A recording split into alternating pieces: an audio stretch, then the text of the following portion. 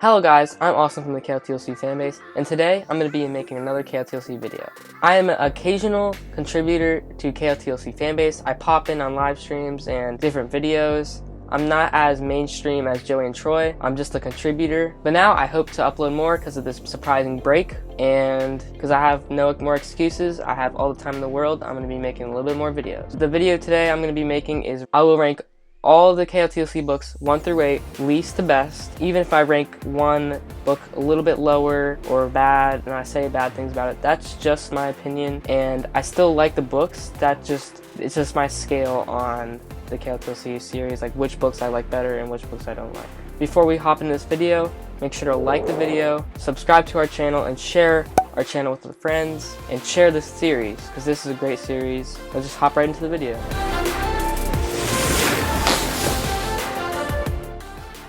So, my 8th favorite book in the KotLC series is Flashback. This is the 7th book in the KotLC series, and the main reasons I put this in last place is because, for obvious reasons, Sophits. I'm a Sophie shipper. I kind of didn't like that they were together, and so I didn't really like that part. Also, the beginning of the book was very, very slow. They were in hospital beds for about half of the book. That didn't appeal to me. I like action, suspense. The only suspenseful thing about this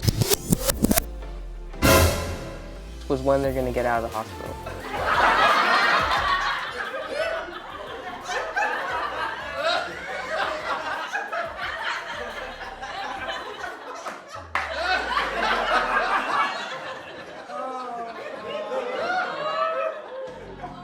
I also thought this book was very boring. Just them sitting in a hospital bed, her thinking about thoughts. This also doesn't really appeal to my tastes. The battle scene at the end when they were fighting the trolls, I thought that was a really sloppy battle scene. And I guess Shannon Messenger might have been a little bit rushed on this book and didn't have enough time to really perfect it, but I think there was a little bit of more changes that were needed in order to make this book better. So, the 7th book on my list is going to be Nightfall. This might be surprising to people. A lot of people really like Nightfall, but there was a couple reasons that I kind of leaned putting this at the end. The first one is Parents plus Amy. I really love the Elven world, and I kind of like how the book is mainly on the Elven world, and when it kind of went back to the human world, this appealed to me, because the Elven world is kind of why I read this. I don't read this because it's human or it's ogre. I read this because it's Elven, and it's a new thing for me. And when they brought in Amy and her parents, it wasn't kind of the KotLC I knew. I know it as Elven. This is more based on the human aspect. The book is also very sad and depressing. Her parents are being tortured. I didn't really want to hear about that or read about that. I love like happy books, and this was kind of a more sad book. To add on, we also have Keith's father problems and Sophie's parents problems, and just a lot of complicated issues in this book that they had to solve. But that did open up the doorway to other books being a little bit more happy, but this was a more sad book. And also a little bit more specific detail here. There's a long research project to find the Neverseen's base where their parents were located. It was just like, I didn't really want to read about them researching where to find it, and that didn't really appeal to me. So, number 6 on my list is going to be Exile. And this is also going to be a surprising one to most Keeper Lost Cities fans because of the fact that Sylvanie was introduced in this book. But the thing about me is that I wasn't the biggest fan of Sylvanie on my part, because for me it was too repetitive. Her reaching out to Sylvanie every night and, you know, just riding with her, it was kind of repetitive to me, and I didn't see a use for that. I mean, it did lead up for bigger things in different books, but this book, it was just a repetitive use of Sylvanie that didn't really need to be in there. And next, it was that this book was probably the most sad book out of all Keeper Lost Cities books. If you really look at it, you can just see there's like mind breakings and from Alden and Prentice, and just Sophie. She's doubting herself. She has insecurities about her being the Moonlark and about her family at home, and it's just really sad. And I like the books where they're all working together and having a good time. Compared to this book, it's just really really sad. So on to the next book.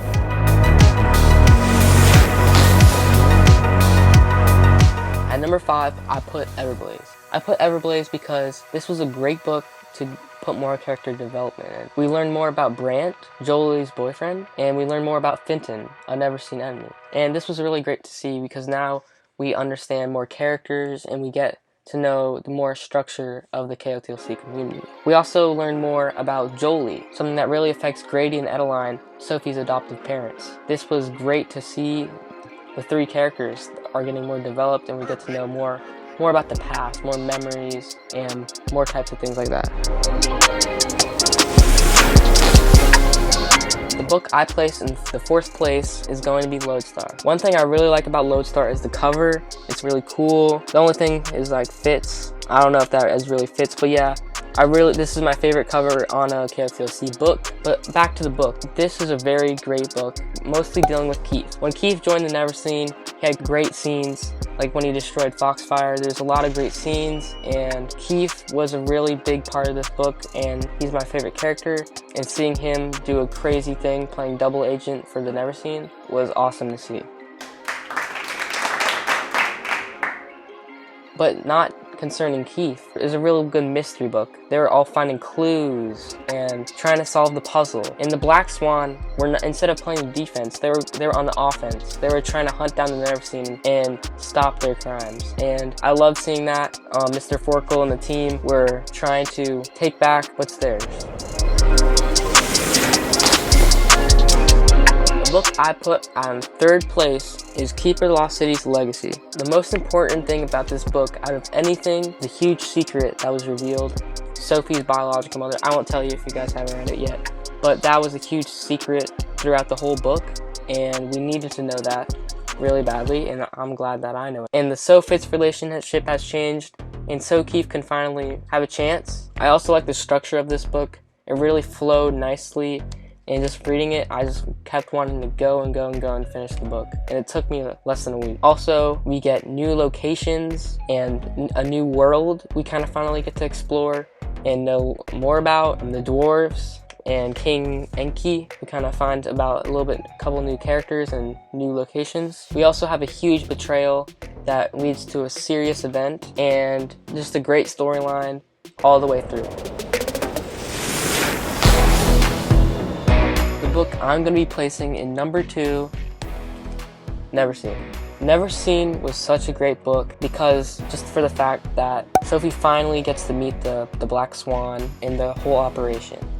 And she doesn't just get to meet this alone, she gets to meet it with her friends. I love once they meet the Black Swan that they start training with them, training their abilities, training their skills, and just getting ready to fight the Black Swan. That really motivated me, make me keep reading to see if this training would help them in battle and help them defeat the Neverseen. Also, there's a huge amount of character development and new relationships taking place during this book, and different ships happening and different ships falling, and just so much character development and different relationships forming, and it just was such a great book that I have to place it in number 2.